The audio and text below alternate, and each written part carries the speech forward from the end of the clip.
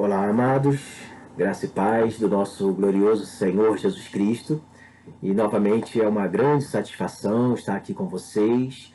Estou trazendo mais essa mensagem especificamente para as igrejas batistas de Campinas e Barão de Aquino, uma vez que o pastor Douglas está nesse tempo servindo a Deus, cuidando de sua esposa acidentada e consequentemente cuidando também da sua filhinha Helena. Mas, logicamente, essa mensagem da Palavra de Deus é também para todos que terão acesso a esse vídeo, a esses áudios. Conforme eu estou fazendo o vídeo aqui, né, também estou fazendo áudios, conforme eu fiz também semana passada, fiz 3 áudios de 10 minutos, mais ou menos, e hoje também pretendo fazer isso. Para aqueles irmãos, né, que não têm acesso à internet banda larga, possam receber áudios menores, né, e assim também poder estar ouvindo essa mensagem da Palavra de Deus. Então vamos orar a Deus, né? Vamos pedir a Deus por nossas vidas. Pai querido, obrigado. Muito obrigado por mais esse momento, Deus, que estamos diante do Senhor para ouvirmos a Tua palavra, Senhor. Ó Deus, nós pedimos em nome de Jesus que o Senhor, por meio do Teu Santo Espírito, ilumine nossas mentes, abra os nossos corações para ouvirmos a Sua voz, conhecermos melhor ao Senhor, ó Pai. Crescermos no Senhor, ó Deus. Eu creio, Pai, que em cada mensagem que a gente ouve, nós que somos seus filhos, em cada mensagem que a gente ouve, em cada oração que a gente faz, a gente cresce, ó Pai, no Senhor, e a gente adquire mais intimidade contigo, e porque a nossa vontade, ó Pai, é te servir a cada vez mais e melhor. Então nos abençoe nisso. Eu te peço aqui, Senhor Deus, junto aos meus amados irmãos, que o Senhor, Deus, faça isso acontecer em nós, que a gente possa crescer no Senhor, em conhecimento, em intimidade contigo, para viver cada dia mais a sua vontade. E assim, ó Pai, o nosso alvo, que nós mais almejamos, é glorificar o teu nome a cada dia mais em nossas vidas. Nos abençoe nisso, ó Pai. Te peço aqui também, junto dos meus irmãos, pela vida do pastor Douglas e sua família, em especial, ó Pai, pela vida da Priscila, Senhor Deus. Ó Senhor, nós pedimos para que o Senhor esteja ali afofando o seu leito, onde ela se encontra, Senhor, nesse momento, e que ela sinta a sua proteção, o seu carinho, o seu amor na vida dela, Pai, nesse momento. Ó Senhor Deus, nós pedimos em nome de Jesus, ó Pai, nós oramos pela cura, Pai. Nós pedimos para que ela seja curada pelo Senhor, que ela volte às suas atividades normais. Esse é o nosso pedido, mas, ó Deus, acima disso, nós aprendemos, inclusive, com o seu Filho Jesus Cristo, que seja feita a sua vontade, Pai. Nós cremos que a sua vontade é perfeita e agradável, ó Deus, e nós descansamos confiantemente no Senhor, ó Pai, crendo que nada escapa, ó Deus, aos seus propósitos, à sua vontade. E nisso, então, ó Pai, nós pedimos para que o Senhor, Deus, realmente nos ajude sempre nisso, a confiarmos no Senhor, descansarmos em Ti, porque sabemos que o Senhor tem sempre o melhor para os seus filhos. Todas as coisas cooperam para o bem daqueles que amam o Senhor. Então te peço aqui, ó Deus, para que o Senhor, em especial a família do pastor Douglas, dê a eles, ó Pai, fé no Senhor cada dia mais e confiança em Ti, ó Pai, para passar por esse momento tão difícil que eles estão passando. É o que nós pedimos aqui, juntos, em nome do Seu Filho amado, Jesus Cristo, que é Senhor e Salvador de nossas vidas. Amém, Deus. Amém. Muito bem, meus amados. Nós, então, estaremos vendo aqui mais uma bem-aventurança, dando continuidade ao sermão da semana passada, né? Hoje, então, nós vamos estar vendo Mateus capítulo 5, o versículo 4, né? Que diz: bem-aventurados os que choram, porque serão consolados. Eu gostaria de ler desde o versículo 1, né? Com vocês, até chegar a esse versículo 4. Diz assim: ao ver as multidões, Jesus subiu ao monte, e ele se assentou, e os seus discípulos se aproximaram dele. Então ele passou a ensiná-los. Jesus disse: bem-aventurados os pobres em espírito, porque deles é o reino dos céus. Bem-aventurados os que choram, porque serão consolados. Então, eu oriento a você que não ouviu a mensagem anterior, ouça essa série, irmãos, de bem-aventuranças. Elas estão interligadas. Elas dão uma espécie de continuidade uma à outra. Conforme disse o pastor Martin Lloyd-Jones, conforme nós vamos analisando as bem-aventuranças, nessa ordem colocada por Jesus, é como se estivéssemos escalando o monte. E eu admiro muito esse comentário dele e pretendo levá-los a exatamente isso. Vamos escalar esse monte com Jesus. Chegará num certo ponto em que alcançaremos o topo desse monte. E então começaremos a descê-lo novamente. Então, irmãos, com mais essa bem-aventurança de hoje, nós estaremos dando os primeiros passos na subida desse monte.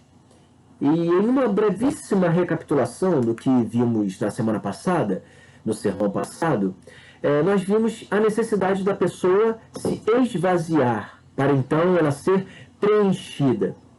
E uma vez que a pessoa se esvazia, tornando-se humilde de espírito, por se reconhecer pecadora e saber que está condenada por causa dos seus pecados, então ela se arrepende para com Deus, ela crê no Evangelho, ela crê em Jesus como o seu Redentor, como Senhor e Salvador de sua vida. A partir disso, então, a pessoa passa a crescer espiritualmente, passa a se preencher do Evangelho e a viver o Evangelho de Jesus Cristo. Passemos, então, a dar esses primeiros passos de preenchimento, começando a escalar esse monte com essa segunda bem-aventurança dita por Jesus. Bem-aventurados os que choram, porque serão consolados. Meus irmãos, o primeiro preenchimento que toma posse do homem convertido a Jesus é o preenchimento da percepção do quanto ele e todo esse mundo corrompido ferem a Deus com seus pecados. E isso leva a chorar. Mas vejam, Jesus disse, felizes os que choram, né? Porque bem-aventurados significa felizes, né? A gente viu bem isso semana passada, relembrando, significa isso, bem-aventurados, significa felizes. Então Jesus diz, felizes os que choram. E, irmãos, essa bem-aventurança, assim como a anterior, também se destaca como totalmente contraditória para o mundo. Para o mundo, essa declaração ela é pateticamente ridícula.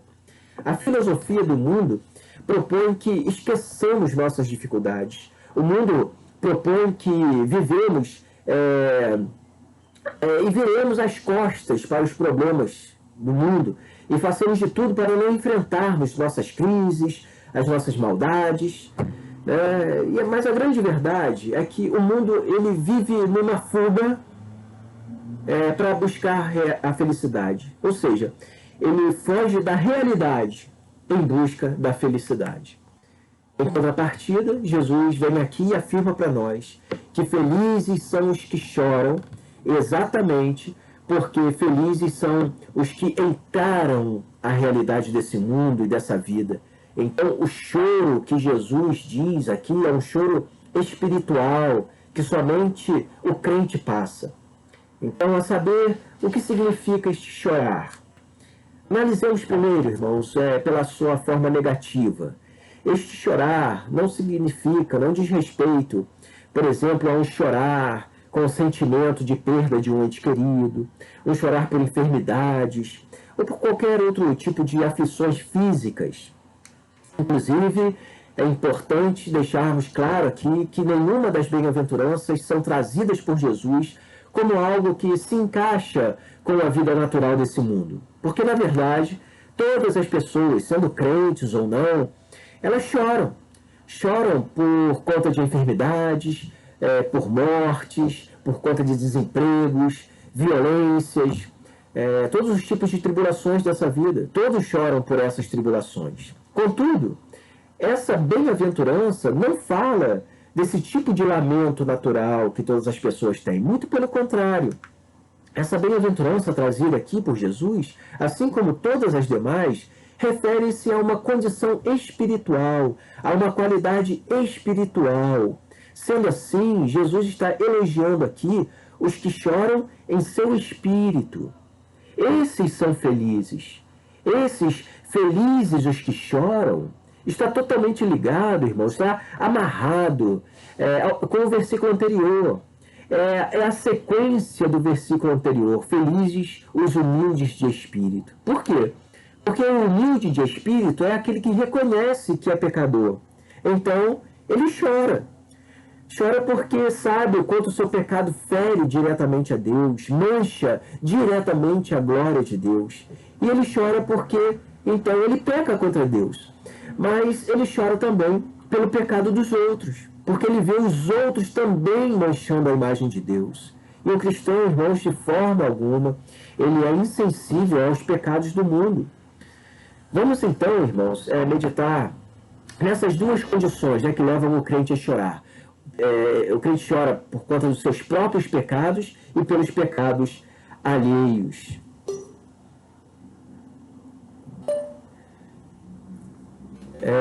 Vejamos então, né, analisando então o versículo que nós estamos vendo. Bem-aventurados os que choram, por quê? Qual é a condição? Bem-aventurados os que choram, porque serão consolados. Então tem uma condição dessa bem-aventurança. Bem-aventurados que choram, por quê? Porque serão consolados. Então, irmãos, primeiro há o choro, depois há a alegria, depois há a consolação. Isso faz parte, irmãos, da essência do Evangelho. Primeiramente choramos neste mundo por conta dos nossos pecados, para depois, então, recebermos a alegria da salvação. Mas, infelizmente, muitos não têm apreciado a doutrina bíblica do pecado e querem receber a alegria de Jesus antes de experimentar a convicção do seu pecado e a tristeza do seu pecado que levou Jesus à cruz. Mas isso é impossível, irmãos. Jesus diz que os que são verdadeiramente felizes são aqueles que, antes de serem consolados, antes de tudo, se lamentam, antes choram. Em Romanos capítulo 7, nós vemos nitidamente a agonia de um choro espiritual, né? Um choro de profunda tristeza, um choro de um autêntico crente, porque todo verdadeiro crente, primeiramente, se sente desesperançado consigo mesmo. É assim que Paulo se sentia, né? E ele mostra isso para nós, Romanos capítulo 7, ali no versículo 24, ele vai dizer: maldito homem que sou, quem me livrará do corpo dessa morte? Mas aí logo em seguida, no versículo 25, ele diz, né, ele declara: graças a Deus por Cristo Jesus, nosso Senhor. Então, ele faz essa declaração: maldito homem que sou, quem me livrará do corpo dessa morte? Mas em seguida, vem a alegria da consolação, da graça de Deus em Cristo Jesus, nosso Senhor. Dentro desse mesmo contexto, irmãos, Paulo também diz lá em 2 Coríntios, no capítulo 5, que é por isso que estamos gemendo nesse tabernáculo, né? Ele diz lá, nós estamos gemendo nesse tabernáculo, ou seja, nesse corpo corrupto em que vivemos, nós estamos gemendo, nos lamentando, chorando, mas, ele diz, né, gememos aspirando por sermos revestidos da nossa habitação celestial. Então é assim que se dá, irmãos, é assim que se dá a vida do crente. Gememos, choramos aqui nesse corpo, nesse tabernáculo, né, que é o nosso corpo pecador. Mas a alegria de sabermos que a nossa casa celestial nos aguarda, que a nossa morada eterna junto do nosso Senhor Deus está chegando, isso nos torna, irmãos, os homens mais felizes desse mundo, os homens mais consolados desse mundo. Mas não para por aqui, irmãos. O verdadeiro crente também chora por causa dos pecados alheios. E somente depois de chorar pela transgressão do mundo é que ele também pode receber a alegria da consolação por saber que Deus há de julgar a todos com sua justiça perfeita. Inclusive, o ensino geral do Novo Testamento, irmãos, é que Deus ele está nos moldando, a nós, crentes, né, a imagem do seu Filho, né, ao padrão do seu próprio Filho, Jesus Cristo. Então, assim como Jesus chorou, o crente também chora. Nós choramos no nosso profundo íntimo, né, por vermos como os homens são capazes de desperdiçar suas vidas nesse mundo. E a gente chora por vermos isso, né, como o mundo desperdiça a sua vida, totalmente entregues ao pecado, né, dando vazão mesmo, né, aos seus pecados, cheios de prazer neles e querendo, né, desejando pecar mesmo. Então o crente, ao se deparar com a desordem desse mundo, com o pecado desse mundo, desenfreado e deliberado, com pessoas morrendo de fome, enquanto outros, né, viram bilionários por meio de corrupções, ao se deparar com guerra e rumores de guerra, assassinatos, estelionatos, maldade com crianças, com mulheres, e todo tipo de maldade nesse mundo, o crente, ao perceber, irmãos, que o mundo todo está doente e infeliz, e que essa desgraça toda se deve ao nosso pecado, ao pecado do mundo, e a qual ele faz parte. Ele também é pecador. Então o crente chora. Assim como Jesus chorou por nós, nós também choramos. E a Bíblia diz lá em Isaías 53 que Jesus ele seria um homem de dores, um homem que sabe o que é padecer. E Jesus chorou, irmãos. E Jesus padeceu por causa dos nossos pecados. Lá em João, no capítulo 11, no versículo 35, lá, Lázaro, né, morre, né, e a gente sabe da história, né, que Jesus vai até lá, e lá ele encontra seus familiares, e ele, vendo, né, o lamento dos seus familiares, diz lá, né, Jesus chorou, irmãos, um dos menores versículos da Bíblia, né, Jesus chorou, irmãos, diante de uma morte, né, diante de ver lá o lamento dos familiares de Lázaro, diante da morte de Lázaro, Jesus chorou. Jesus se compadece com nossas tribulações, irmãos. A morte não era para existir, né? Nós não fomos criados para morrer. Foi por conta do nosso pecado que a morte veio a existir. Inclusive a morte é a nossa última inimiga, né? Nós que somos filhos de Deus, é a nossa última inimiga. Jesus venceu até mesmo a morte por nós. Mas Jesus chorou diante da morte. Ele sabe que a morte não era para existir, mas por conta do nosso pecado veio a existir. E é com esse sentimento, então, irmãos, que o crente chora, sabendo que diante da morte, né, acima de tudo, a gente sabe que o mundo inteiro chora por isso, mas o nosso lamento vai além, né? A gente sabe que a morte não era para existir. As enfermidades não eram para existir.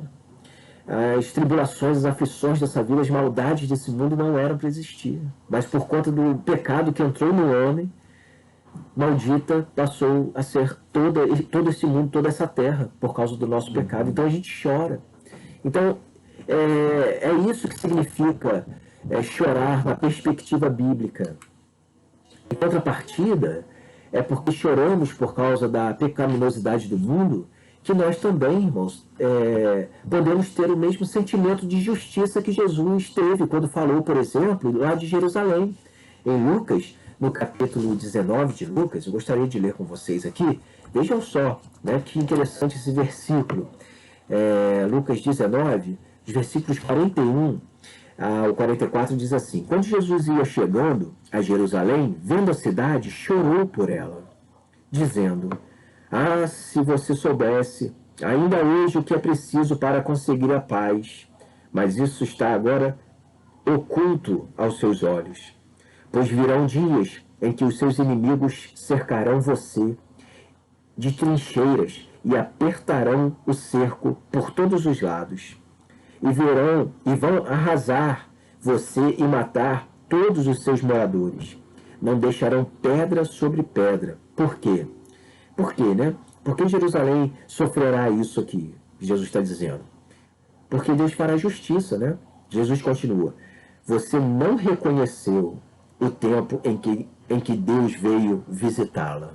Então Jerusalém aqui se refere espiritualmente, né, a todos que negam Jesus Cristo, né, em suas vidas, a visitação de Jesus em suas vidas. Então, para se alegrar com a justiça de Deus, com essa justiça, né, que alcançará todos aqueles que não entregaram a vida a Jesus, para nós nos alegrarmos nessa justiça, irmãos, primeiramente é preciso chorar por ver, né, assim como Jesus chorou, ver a falta de reconhecimento das pessoas, em não se arrependerem, não reconhecerem a visitação de Deus em Cristo Jesus. É por isso que o versículo que fala dessa bem-aventurança faz uma declaração de forma completa. Bem-aventurados os que choram. Por quê? Porque serão consolados. Jesus ensina, irmãos, que o homem que chora como Jesus chorou, como ele chorou, é verdadeiramente feliz, porque será consolado. Entendeu? Entendeu isso? Para o mundo, irmãos, isso é um paradoxo, isso é uma contradição, mas para os humildes de espírito, esse choro espiritual traz felicidade, porque ele chora agradecendo a Deus por ter os seus olhos abertos, para ele enxergar o quanto esse mundo e ele próprio estão corrompidos nos seus delitos e pecados. E somente por causa dessa revelação de Deus é que o crente é consolado. Porque ao mesmo tempo que o Espírito Santo, de Deus, o conscientiza de sua extrema pecaminosidade, o Espírito Santo de Deus também o revela a buscar consolo e salvação em seu Salvador Jesus Cristo. Conforme vimos o apóstolo Paulo fazendo em Romanos, no capítulo 7. Em Romanos capítulo 7, Paulo fez isso, primeiramente chorando, ele se lamentando, maldito homem que sou, quem me livrará do corpo dessa morte? Mas depois o apóstolo Paulo exclamando, com um prazer inefável, com uma alegria indescritível, dizendo, graças a Deus por Jesus Cristo, nosso Senhor. Irmãos, isso significa que o Espírito Santo, ele revela ao crente sobre o pecado, a justiça e o juízo, mas também o consola, o revelando que Jesus é o Senhor e Salvador de sua vida. Portanto, irmãos, Deus oferece ao crente as consolações imediatas nesse mundo, já no aqui e agora, como também as consolações futuras. A gente até chama essas consolações futuras, nós chamamos de bendita esperança. E tem um texto que eu quero compartilhar com vocês, que se encontra em Romanos capítulo 8, versículo 18, diz assim, o apóstolo Paulo diz assim: porque para mim tenho por certo que os sofrimentos do tempo presente, esses sofrimentos incluem os nossos pecados, os pecados de todo mundo, e as terríveis consequências de todos os pecados. Então ele diz, porque para mim eu tenho por certo que o sofrimento do tempo presente não podem ser comparados com a glória a ser revelada em nós. Nós enfrentamos, irmãos, os sofrimentos dessa vida presente chorando, mas ao lado de Cristo. E sabemos que no futuro estaremos desfrutando em plena santidade, em plena alegria, a presença dele. É com isso que em Cristo Jesus nós somos consolados desde já, desde aqui e agora. Mas vejam também em Apocalipse, no capítulo 21 de Apocalipse, no versículo 4, diz assim: e lhes enxugará dos olhos toda a lágrima. Essas lágrimas, irmãos, são lágrimas dos bem-aventurados, que choram nessa vida por conta dos seus pecados, que corrompe a plena comunhão com Deus. Mas isso acaba, irmãos? Não será preciso chorar mais por causa do pecado. Por quê? A palavra de Deus continua, Apocalipse 21, ele diz: e lhes enxugará dos olhos toda lágrima, e já não existirá mais morte, já não haverá mais luto, nem pranto, nem dor, porque as primeiras coisas passaram. Irmãos, é questão de tempo, Os pecados que tanto nos afligem nesse mundo, no aqui e agora, nunca mais, irmãos, nunca mais terão efeitos em nossas vidas. No reino celestial, o pecado nunca mais atormentará nem as nossas mentes, nem os nossos corpos, porque nós fomos lavados para sempre pelo sangue poderoso de Jesus Cristo. Eu quero finalizar fazendo uma aplicação muito importante para nós. Precisamos nos entristecer muito, porque a igreja moderna não tem chorado espiritualmente como deveria chorar. E se a igreja não chora espiritualmente, ela não transborda a verdadeira felicidade cristã, que inclusive impacta esse mundo. E essa explicação da falta desse choro espiritual se deve muito ao analfabetismo bíblico. Os crentes atuais, em sua grande maioria, não leem muito a Bíblia. Não têm buscado conhecer mais a Deus em sua revelação bíblica. E a falta dessa comunhão com Deus faz com que as pessoas enxerguem pouco os seus pecados, ou nem vão enxergar devidamente os seus pecados. Enxergam seus pecados de uma forma muito superficial.